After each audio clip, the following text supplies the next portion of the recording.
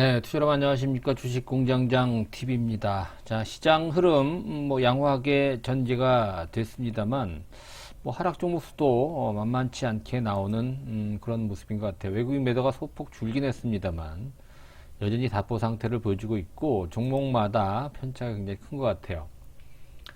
자, 어느덧 공매도 재개일이 열흘 앞으로 다가왔습니다. 이제 공매도에 대한 잊어버렸던 공매도란 단어를 좀 떠올릴 때가 되지 않았나. 그리고 다음 주부터는 본격적으로 공매도에 대한 얘기가 부각이 될 것 같아요.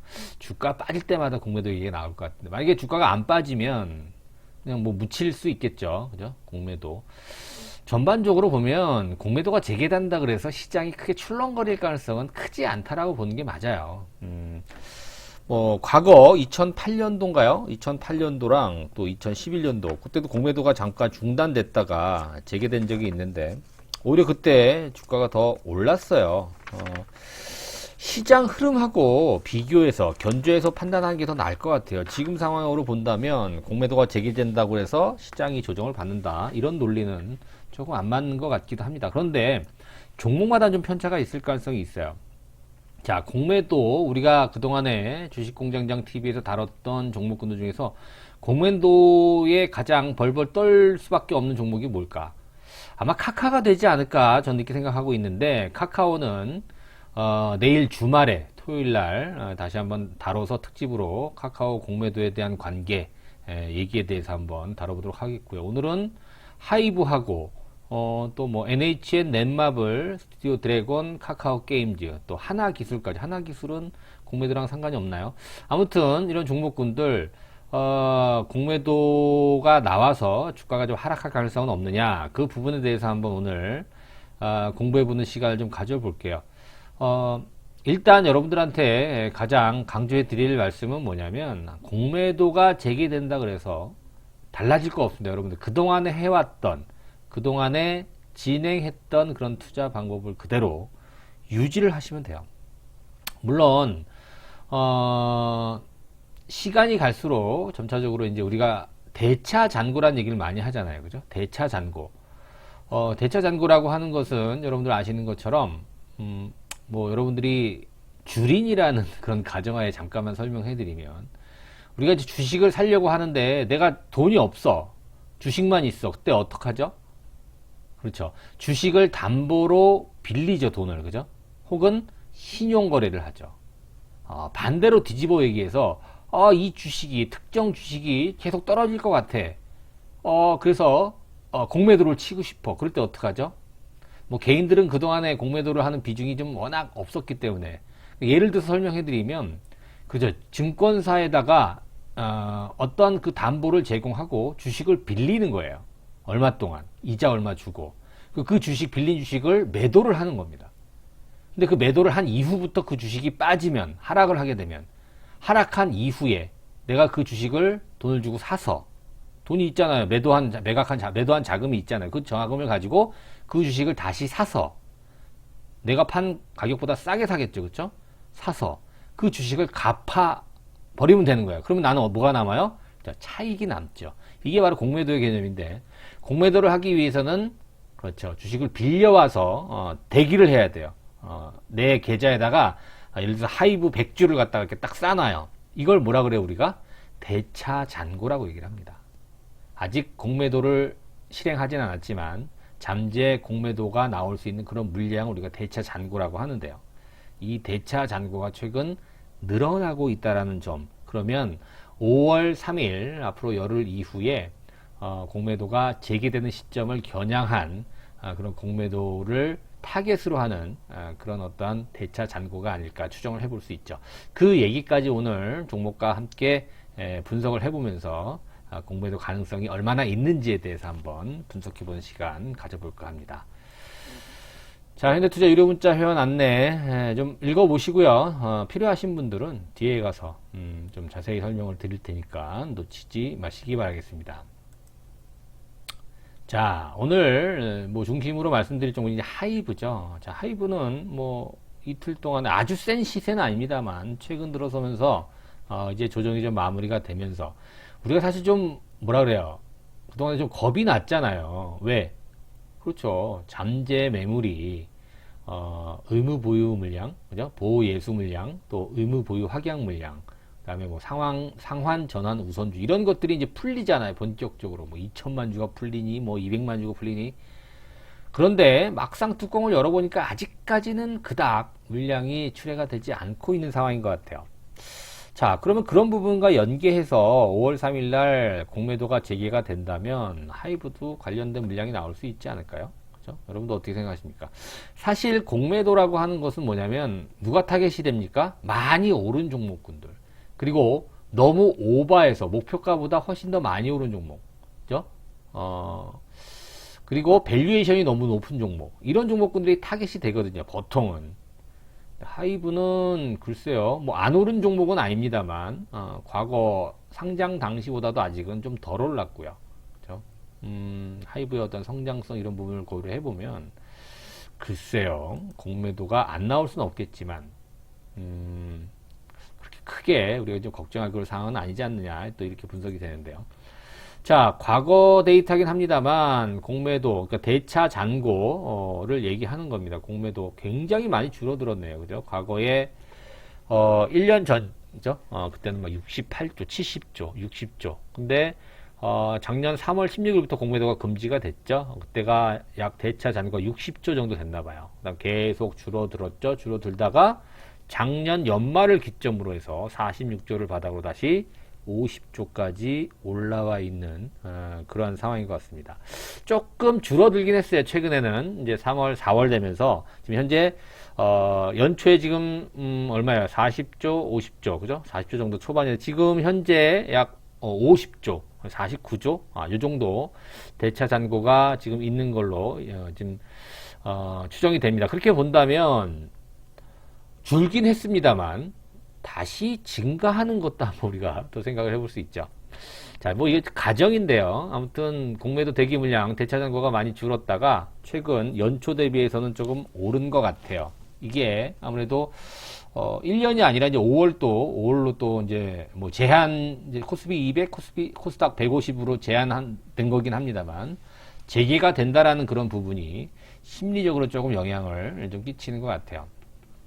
근데 말씀드린 대로 작년 2008년도 또 2011년도 한 10년 전에도 이런 비슷한 사례가 있었는데 그때도 사실 걱정했던 것만큼 주가가 빠지진 않았다는 얘기. 그런데 이제 말씀드린 대로 종목마다 이제 편차가 있을까봐 그게 이제 걱정이 되는 거죠. 그렇죠? 자, 그러면 차트를 한번 보도록 할게요. 하이브 먼저 볼게요. 글쎄요, 공매도가 막 공격적으로 나올 만큼 주가가 다다닥 올라간 것도 아니고요. 지금 목표가를 계속 상향시키고 있는 중이고요. 최근 주가가 좀 조정을 받고 이제 턴을 하려고 하는 그런 흐름이기 때문에 여기서 공매도가 나올 수 있다. 글쎄 이 부분은 조금 좀 생각을 해봐야 될 것 같아요. 지금 대차 잔고 비율이 1%도 채 안 돼요. 하이브는 공매도랑 뭐 관계는 없진 않습니다만 공매도가 출회될 가능성은 그렇게 크지 않은 종목으로 우리가 기존의 하이브 전략대로 유지를 하시면 될 것 같아요.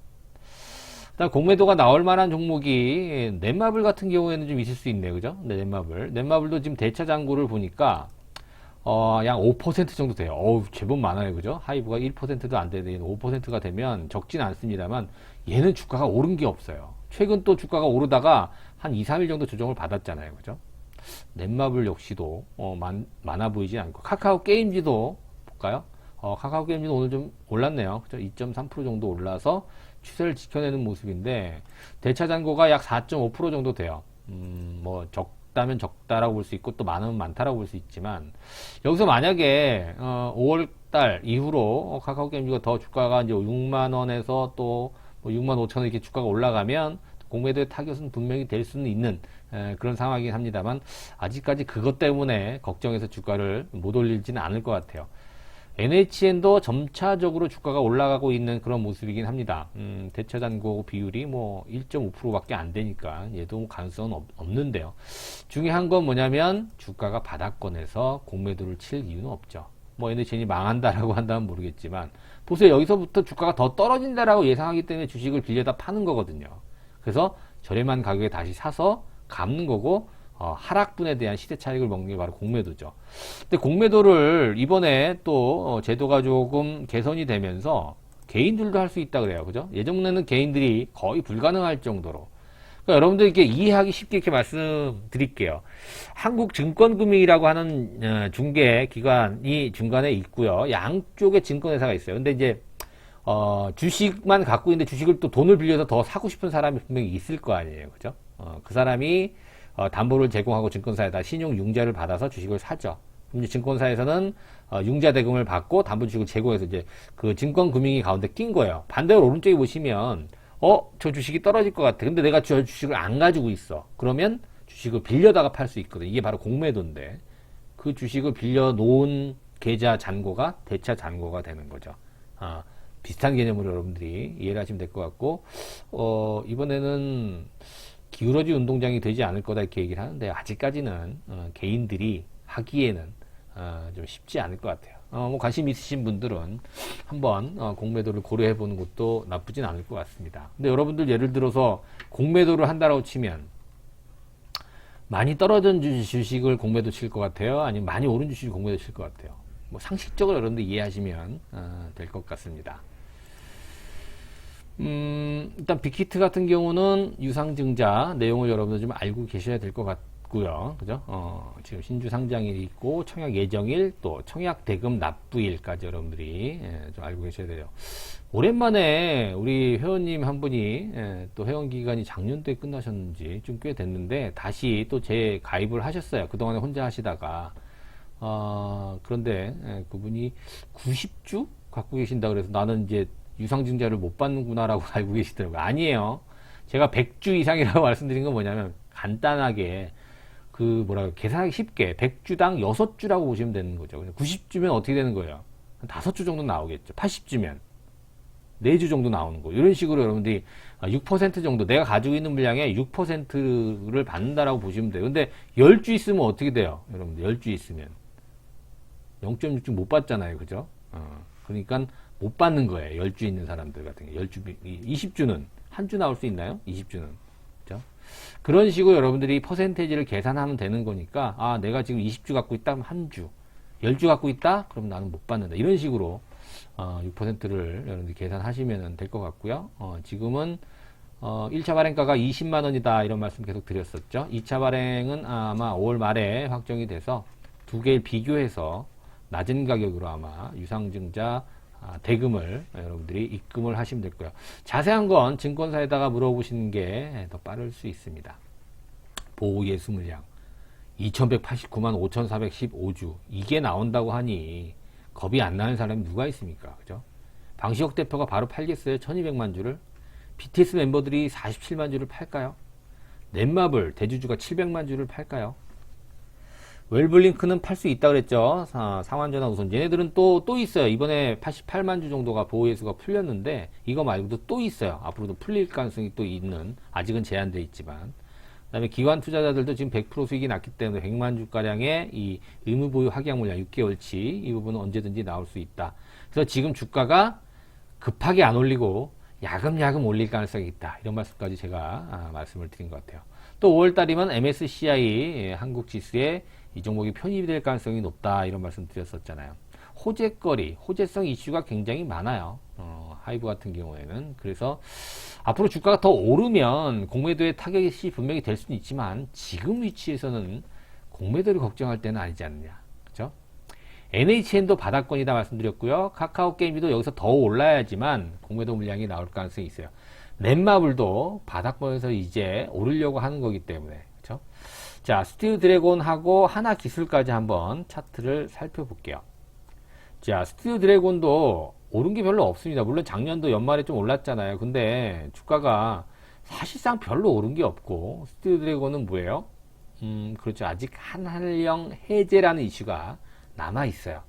그때까지는 상승을 모색해 볼 수 있고요. 또 이 OTT 간에, 그러니까 예를 들어서 뭐 넷플릭스라든가 또 뭐 애플 TV 또 뭐 디즈니 TV 뭐 이런 거 있잖아요. 디즈니 플러스인가요?